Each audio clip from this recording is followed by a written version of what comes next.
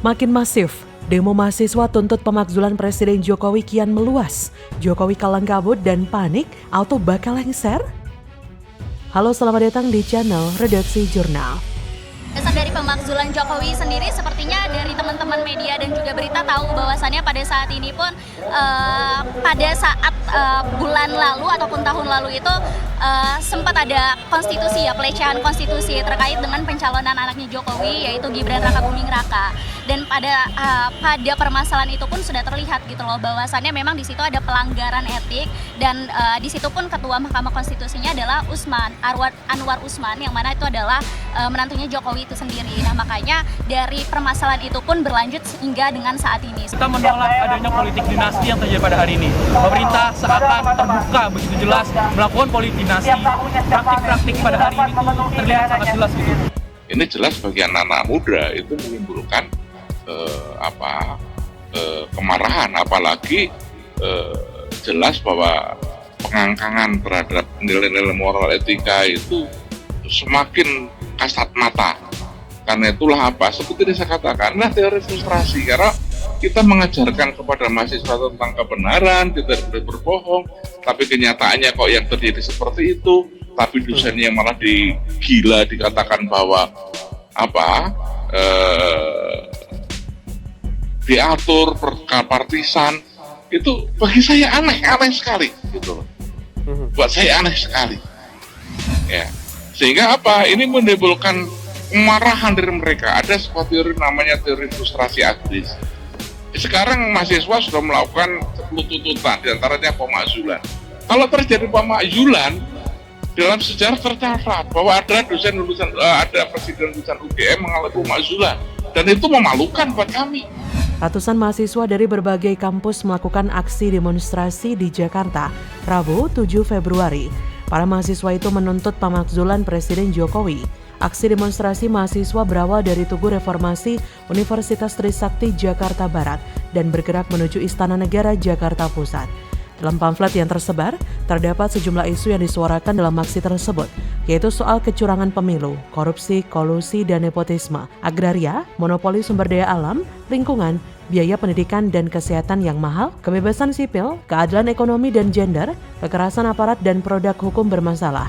Wakil Presiden Mahasiswa Universitas Trisakti, Lamdahur Pamungkas mengklaim aksi massa diikuti sekitar 700 orang yang berasal dari beberapa kampus, diantaranya Universitas Trisakti, Universitas Trilogi, Universitas Bung Karno, Universitas Gadjah Mada, dan elemen masyarakat lainnya. Demonstrasi tersebut intinya usulan memakzulkan Presiden Jokowi. Menurut Lamhadur, tuntutan pemakzulan itu salah satunya karena Presiden Jokowi dinilai telah mengintervensi proses politik pemilihan Capres dan Cawapres pada pemilu 2024. Pantauan dari Tempo, masa aksi yang mengaku berjalan dari Universitas Trisakti dan tiba di depan Istana Negara sekitar pukul 17.30. Saat tiba, mahasiswa yang mengenakan jaket berwarna biru tua dan hijau itu langsung melakukan orasinya. Beberapa dari mereka juga membakar spanduk-spanduk yang dibawa. Hingga pukul 18.33, aksi bakar-bakar spanduk masih terus dilakukan dan aksi masih berlangsung.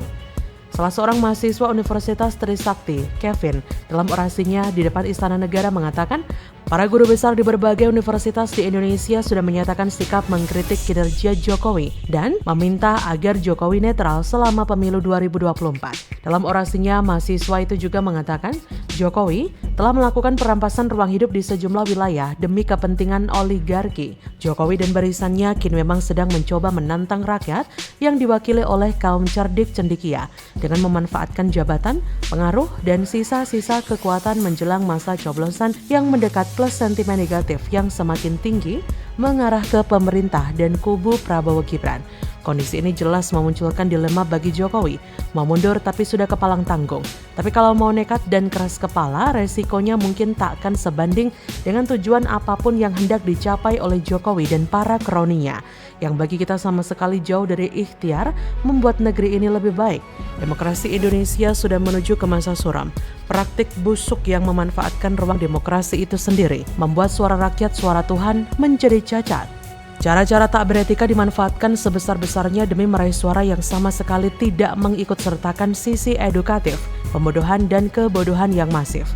Aturan ditabrak sedemikian rupa, siapapun yang bisa atau tak mau kompromi kemudian dikorbankan. Tak peduli sanak saudara ataupun mereka yang telah menanam jasa, semua disungkurkan demi agar kemauannya terpenuhi. Maka wajar jika masyarakat dan mahasiswa begitu kompak ingin memakzulkan Jokowi, karena memang sangat berbahaya. Demokrasi kita terancam, negara ini akan hancur. Meski kita menyayangkan kondisi yang agak gaduh ini, rasanya memang tak ada cara lain bagi para kaum akademisi, pimpinan kampus dan mahasiswa bergerak karena situasi semakin liar dan tak terkendali, bak kubangan yang merepotkan. Tapi Jokowi sebagai kepala negara malah seperti ikutan bermain di kubangan itu, bahkan membuatnya semakin kotor. Bagaimana menurut Anda? Memalukan, kampanye terselubung Jokowi tebar bansos jelang Pilpres. Uang rakyat diijon untuk kampanye anaknya? Halo, selamat datang di channel Redaksi Jurnal. Rakyat diijon demi ambisi Jokowi. Kira-kira itu kesimpulannya kan? Ya. Ini kan diijon, dikasih uang supaya nanti suara itu diberikan pada Jokowi. Ini semacam maklar yang memaksa.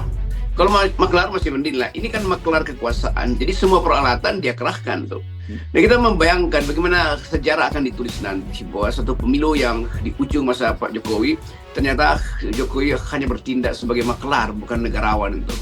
Maklar duit rakyat untuk menipu rakyat, kan itu jadinya kan.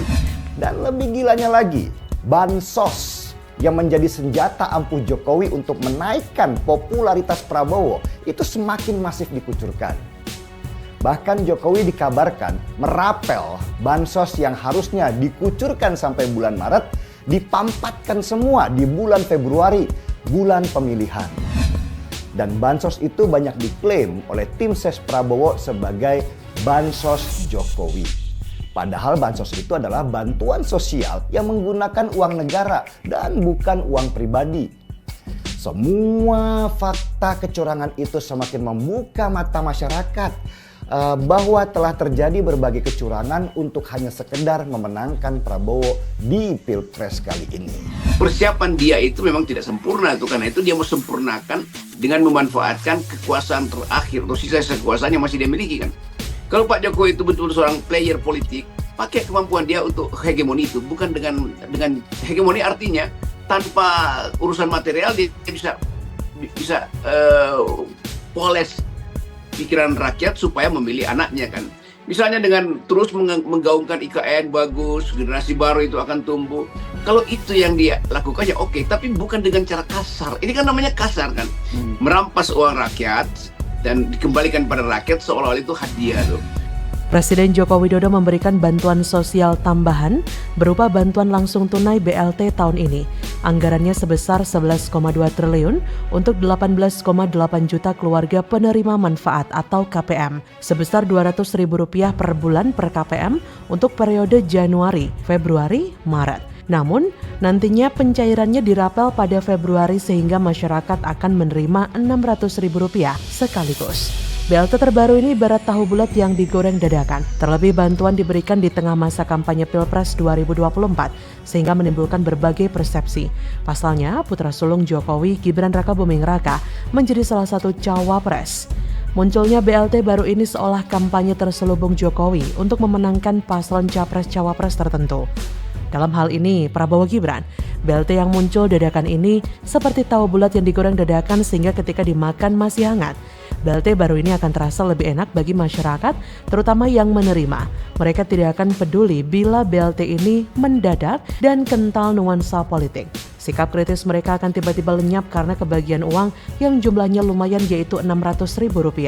Bawaslu pun tidak bisa menilai ini sebagai money politik karena yang membagikan adalah pemerintah yang berwenang, bukan dari paslon capres-cawapres. Padahal efeknya sama saja, paslon Prabowo Gibran akan mendapat limpahan elektoral terkait pembagian bansos ini, terutama BLT tahu bulat, karena masyarakat maklum bahwa Presiden Jokowi mendukung Prabowo Gibran. Sulit dipungkiri bila pemberian bansos ini memang bentuk keberpihakan Jokowi kepada Prabowo Gibran. Nuansa politiknya terasa sangat tebal dibandingkan urgensi menyelesaikan masalah daya beli masyarakat miskin. Karena dekat dengan pemilu, bansos dianggap ada unsur politiknya, sehingga memantik pendapat dari para elit politik. Capres nomor urut 3 Ganjar Pranowo mengungkapkan bansos sudah menjadi komoditi berbau politik. Kata Ganjar pada 30 Desember, sekarang bansos sudah menjadi komoditas yang baunya politik ya. Dulu ada yang